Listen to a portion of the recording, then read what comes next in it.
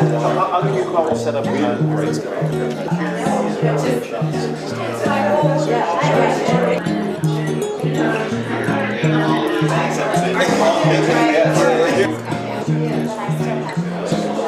The seller has to come down in price to the appraised value, or the buyer has to bring some more cash in. Actually, what he did was he took about 50 different on-campus interviews. So I knew that name was. Everybody's used that. Yeah.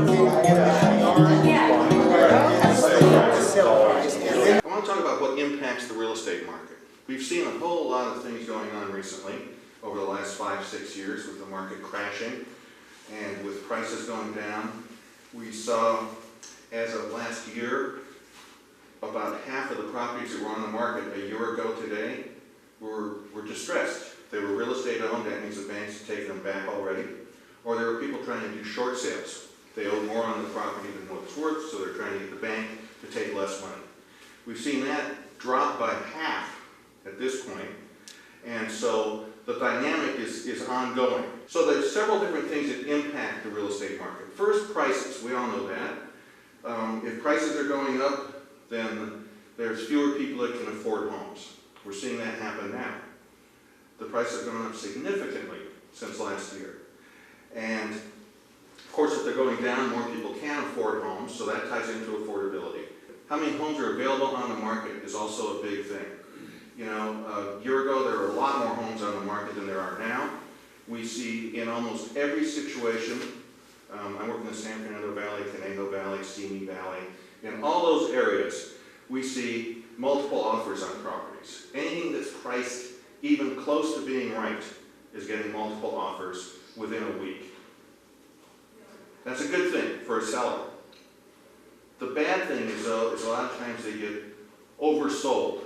So a house that really should be worth $500,000 is selling for $540,000, and then you have the appraisal to worry about. It's always an issue. Because the appraiser is looking at the neighborhood and what's happened there recently. So they're looking for homes that are very, very similar to the one that's sold. And they'll go back 6 months, but they don't really want to go back more than about 90 days. And with not a lot happening on the marketplace, and with prices going up so quickly, there's not a lot of comparables that they can use to make it happen. So they get all confused and crazy when they're doing their thing. And the rules now, you know, Fannie Mae and Freddie Mac buy a lot of loans on the secondary market. A lot of lenders make loans and sell them right away.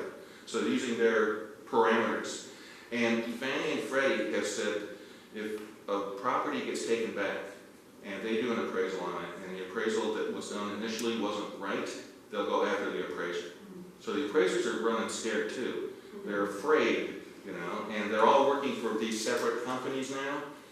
You know, these third-party companies that happen to be owned by the banks. It's a separate corporation, okay? And so you're paying more for your appraiser as a consumer, but there's a third-party company that's getting part of that money, so the appraisers are actually making less than what they used to make.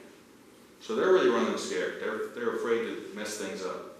And we as real estate people, we can hand them some comps and say, here's what's going on, but we can't do anything at all to try to influence them. So it's really sort of a flip of the coin and hoping. So we have prices, we have inventory, and of course we have interest rates. Interest rates are either going up or down. They've been really low, and they went up about almost 1% over the last couple of months, and everyone started going nuts. You know, it's like 4.5.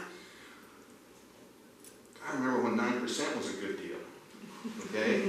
So people have gotten used to these artificially low interest rates. These are not real. You know, the Fed is keeping them low on purpose to help stimulate the economy. So they're definitely going to go up. The Fed says its focus is on Main Street, okay? The Fed, Bernanke is saying what he's concerned about is us. I don't know if you believe that or not, but you know, they're worried about getting Main Street going, keeping Main Street going. But the bottom line of all of this, in my opinion, is consumer confidence. If people are confident about their future, think they're going to be working, they're more likely to buy a big ticket item. So all of this is stuff that's necessary. And when you look at it, you know, yes, you have to have a real driver's license. you know, Social Security card, but they want pay stubs, they want W-2s from old jobs, federal tax returns, Social Security if you're on Social Security, divorce papers, alimony, bank statements. I mean, just go through this and you go, wow, you know, all this stuff. So the point is you really need to, if you're looking for a loan, if you're looking to refi, if you're looking for a purchase money loan when you're, you know, buying your house, you need to look at all these documents and think, well, what do I have? It's probably a good idea to run your credit score once a year and see what's going on. Yet there's a place called myfico.com, M-Y-F-I-C-O, that's FICO scores. And if you go on there, it tells you how they look at people and look at their bills and look at what they owe and look at all their stuff. It doesn't give you all their secrets, but it gives you some basic idea of what you can look at. And you can run your FICO score and get it. So it's good to do just to see where you're at. And most of the time you have to be in the 700s or higher, you know, to get a loan. And depending on the loan. Now again, there's no, one size does not fit all. And there's not as many loan products as there used to be, but there's still a lot out there. There's a lot of FHA loans being done now. There's jumbo loans, of course, if it's over a certain amount of money. And now we're starting to see adjustable rate mortgages come back. Because people are looking at those, and they're saying, well, I can get a lower rate going in. You know, people still think 4 and 4.5% is a lot, so they, you know, they want to have 3% going in. But it can only adjust so much a year, and it, you know, there's a cap on it, and your payment can only go up so much a year. There's a lot of protections in there. And a lot of times when people are getting a loan, they're thinking about the 30-year loan, and they're thinking they're going to live there for 30 years. Now, it happens. It happens more often than we think. But most people aren't going to be living in that house for 30 years. They might be there for 5 years or 7 years, whatever the case may be. And so what your long-term interest rate is probably not that important, especially since at least now we still have the write-off of interest. And at the beginning of your loan, most of that money is going to interest. Each and every month it changes. Less goes to interest, more goes to principal. But that interest deduction means a lot to people. So it's something that those of us in the real estate business, you know, we're always fighting for it because it's beneficial to us, we think. And it's something the government always talks about taking away. Because it's a lot of money. It's a lot of money.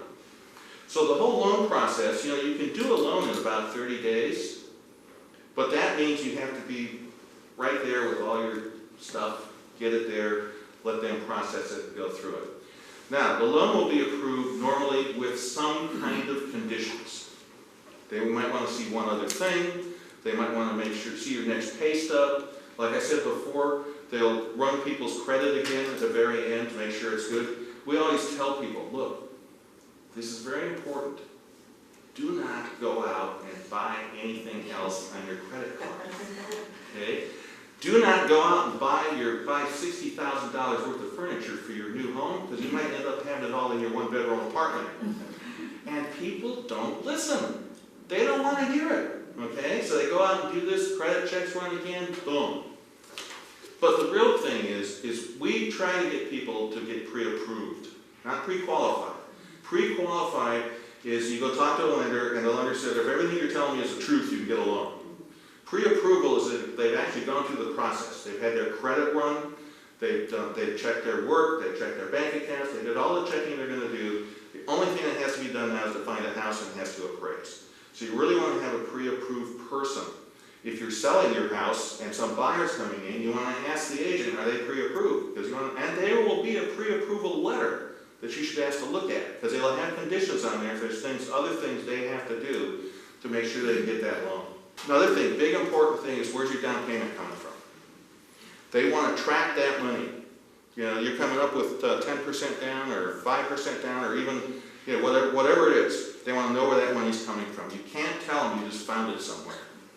They want to track it.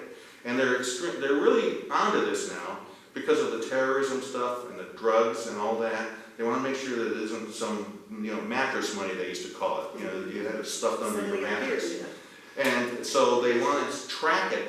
So if your parents give you some money, they want to have a letter saying, you know, it's a gift and they're not gonna ever wanna get it back, which we all know is a lie.